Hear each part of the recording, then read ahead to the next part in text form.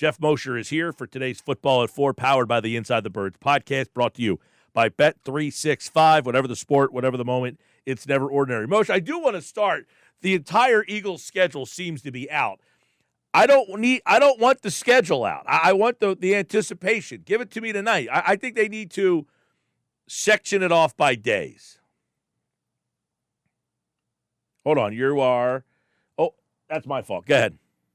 I was saying, do you actually watch the show? Do you waste your time with that? No, I don't. But it's like, I don't know. I'd much prefer it this way. I don't watch the show, and maybe that's because I'm a reporter. But I don't know. I can't even imagine as a fan sitting down watching a show about a schedule being released. But I haven't been in that chair for quite a while. Well, listen, I mean, the whole, I want it all at one time. I don't want, this reporter having one leak, that report. Then I don't know where I'm going. I want it all in a compartmentalized box. So I think on Monday, release all the Monday night football games. On Tuesday, release all the Sunday night football games. On Wednesday, do all the international games, your Black Fridays, your holidays, all of that stuff. Then on Thursday, do the Thursday night football games. And then on Friday, the whole shebang. Here you go. You make a whole week out of this thing. You know what? I wrote this in my Philly Voice column the other day. I'm darn near surprised that the NFL doesn't drag this thing out till 2 weeks before the season. And on August 25th, when the whole schedule is. So right. I think from the NFL standpoint, to think about it from a publicity standpoint, the way the NFL does, and owning the day, right? By having it this way, where it's leaked all day for the younger generation who's mostly spending their entire day, quote unquote working, but also on social media. And then you're going to get a bunch of the older generation who will actually watch it at night. So I don't think they get hurt by the ratings that much. They appeal to they reach two different audiences from 8 in the morning until 7 o'clock at night, and then a whole different one at 8 o'clock at night. So they really captivate the whole day. That's a good point. Is not a lot of people are sitting there like me on Twitter all day long just seeing all the releases. Geoff Mosher, you mentioned your Philly Voice article. Let's start with that. Dallas. I was a little surprised they picked Dallas. By the way, Dallas, it just got announced. They are playing on Thanksgiving and on Christmas, and so are the Lions are playing on Thanksgiving and Christmas. You're getting Dallas, Washington on Christmas morning or Christmas 1. It's funny. The Lions play 1 o'clock on Thanksgiving, and Dallas plays at 4.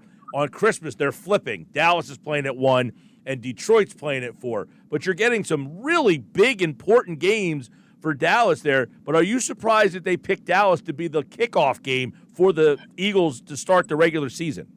Well, it's a big year for the Cowboys, Mike, and the NFL recognizes that. This will be by the end of the year, they'll be celebrating their 30th year of not winning a Super Bowl. And for that, the NFL decided to reward them in the lead up with a lot of primetime games so that we can all discuss that this will be the 30th year that they haven't won a Super Bowl. And it's really a perfect platform to be able to do that by putting them on as many primetime games that they don't deserve as possible. Well, so they're getting the full allotment of primetime games. Yeah, this year is like the world's. I said this to Josh the other day. It's like the longest pity party that the NFL is throwing for Jerry Jones because they know his team's not going to be in the Super Bowl. So you might as well, put him on, make him feel better and put him on prime time as much as possible because we can make fun all you want. I'm clearly doing that, but they are a ratings king. And so if you know that they're not going to be helping you out in the ratings from January to mid-February, then you might as well get them as many times as you can between September and December. I feel like that might be the strategy. Okay, well, I was a little surprised they went there. I thought they had a lot of intriguing options that people will watch because it's the opener that still had some storyline. I thought the Bears were an option. Obviously, Washington in a rematch. I do want to get some thoughts on the way they did this. What about a Week 2 Chiefs game? I mean, the Super Bowl rematch, bam, right in Week 2. Yeah, how about that? And this is, interesting thing is the last time the Eagles played the Chiefs in Week 2 in Arrowhead was 2017. They lost that game, the Eagles did, but then they went on to win the Super Bowl. So if you're a believer in some kind of repetitive history, then that's pretty good. But it doesn't – listen, if you really boil it down, most of your AFC games, if you're an NFC team, come in the first half of the schedule. So it doesn't surprise me at all that they're facing in week 2. Well, you got a rematch with the Rams in week 3. And then, as you said, it seems that they play at Tampa in September every single year. And they will be in Tampa again in week 4, September 28th, to play the Buccaneers. And, I mean, it's like, I'm looking through this schedule. They only play 2 teams. They have the Dallas games, the Giant games, and then the Vegas game against non-playoff teams.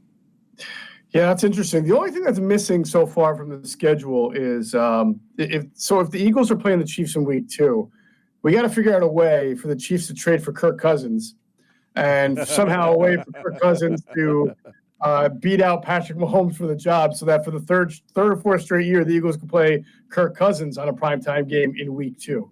And for a different team, that would be unbelievable. Minnesota, Atlanta, Kansas City. Let's keep this streak going because it's been pretty good for the Eagles. Well, actually, the Atlanta game was not good for the Eagles, but in general, It's been good. Right, you're right about that. Geoff Mosher, Football for bye week number 9. Last year was week 5, and that was an early for a Super Bowl championship team. Now you get it right smack in the middle. But out of that bye, Moshe, at Green Bay Monday night, against the Lions on Sunday night, Dallas for a second time, Bears on Black Friday, Chargers Monday night. So you got a little stretch there with a lot of prime time games, get you out of your routine. That's going to be an important stretch out of that bye.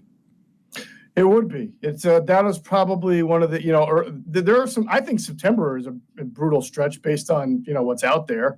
With the Chiefs and you mentioned the Bucs and opening. Dallas might be the easiest one. We'll see who else they have to play, but September seems rough. That's a rough schedule. I think it's weird. I saw a Giants report, Art Stapleton, I think from the what's the North Jersey paper, Bergen County paper. Good friend, Art. He does a great job. I think that his report says that the Eagles are playing the Giants twice in a 3-week span. Yeah, right? So this is interesting. The Eagles will play the Giants in week 6 on Thursday night. They'll play at the Giants on Thursday night. Then they play at the Vikings in week 7, and then they're home against the Giants in week 8. So they play the Giants 2 out of 3 weeks. They also play the Commanders in week 16, then the Bills, and then the Commanders. So they're playing the NFC runner-up, the AFC runner-up, and the NFC runner-up in 3 consecutive weeks.